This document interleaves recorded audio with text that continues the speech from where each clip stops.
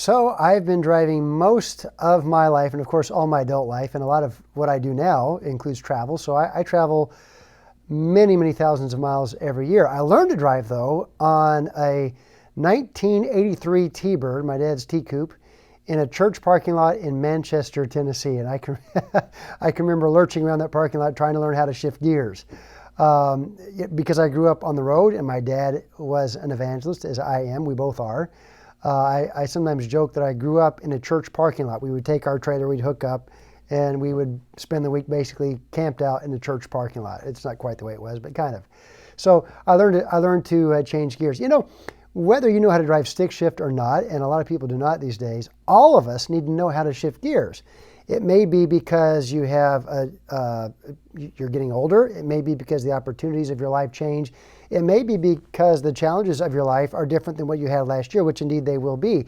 In short, everyone needs to know how to change gears to see what is before them and be able to make the adjustments in their mind and then act on principle that's not changing in a way that keeps up with the changes of life.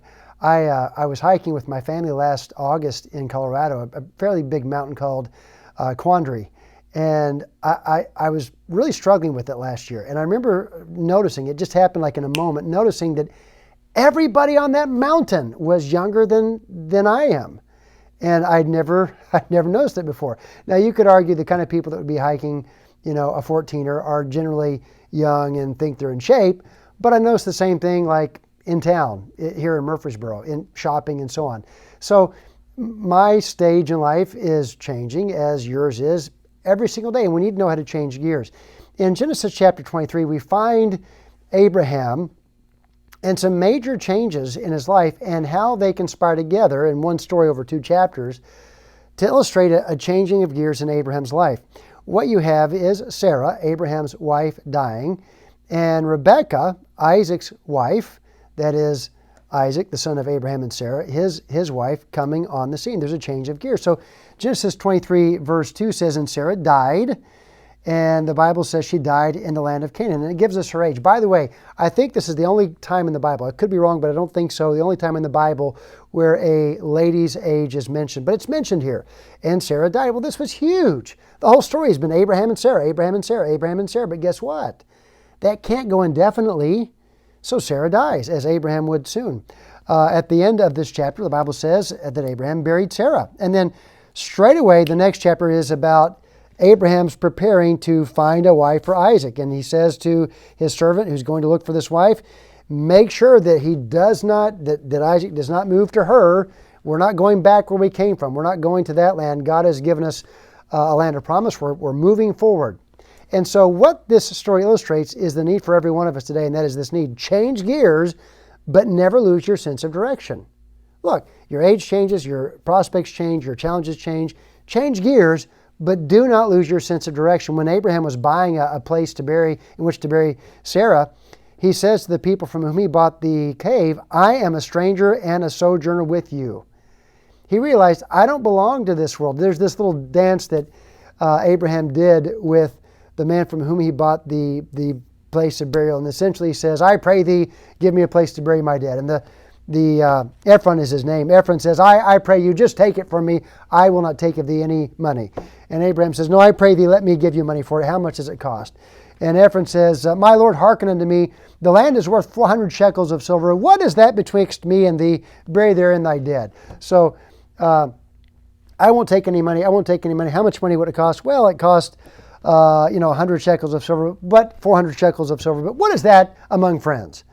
Kind of like the modern dance we do on Craigslist or other places where we're bartering or making some kind of deal.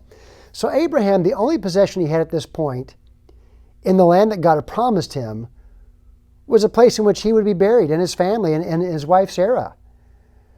The truth is, there's a sense in which he didn't have to buy this property. He could have said to Ephron, do you see? Look as far as your eye can see. Do you know what all this has in common? It's all mine. So pack up your camel and get out. Well, that wouldn't have worked out very well, would it? No, it would not have. So that's not what he did.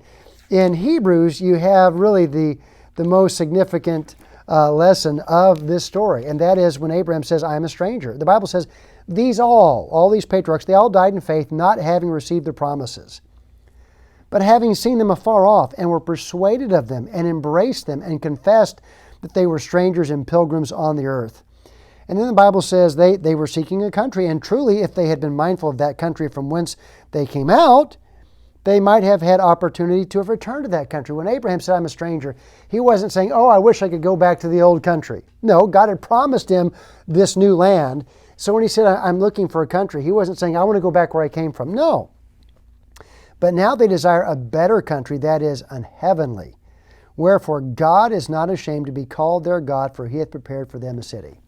So, in short, look, a lot of changes and changing of gears, but not a loss of a sense of direction. Abram realized people are born, people die. We bury, we buy. But both when it came time to be married and buried, Abraham said, we're not going back to the land we came from. Don't get a wife for my son and have him move. No, we're moving forward. So today, look, a lot of changes in life. We're living in a world that changes more rapidly than it has ever changed before, exponentially. So yes, be able to change gears as new opportunities and new challenges present themselves. But if you're a child of God, remember that you have a sense of direction. You have a Father in heaven, and this world is not your home. Change gears, but never lose your sense of direction.